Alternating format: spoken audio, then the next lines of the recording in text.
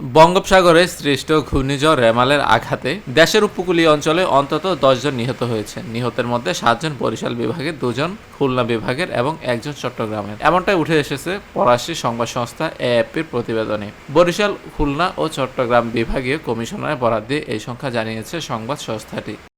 বরিশালের বিভাগীয় কমিশনার মোহাম্মদ শওকত আলী ৭ জন নিহত হওয়ার বিষয়টি নিশ্চিত করে বলেন, অধিকাংশ নিহত হয়েছেন বিধ্বস্ত ঘর অথবা ধসে পড়া দেয়ালের নিচে চাপা পড়ে।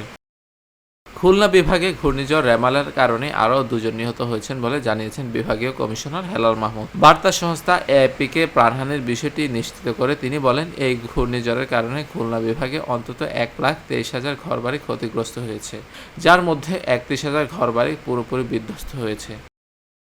এদিকে চট্টগ্রামের বিভাগীয় কমিশনার তোফায়েল ইসলাম জানিয়েছেন, তার বিভাগে রিমালের প্রভাবে অন্তত ১ জন নিহত হয়েছেন।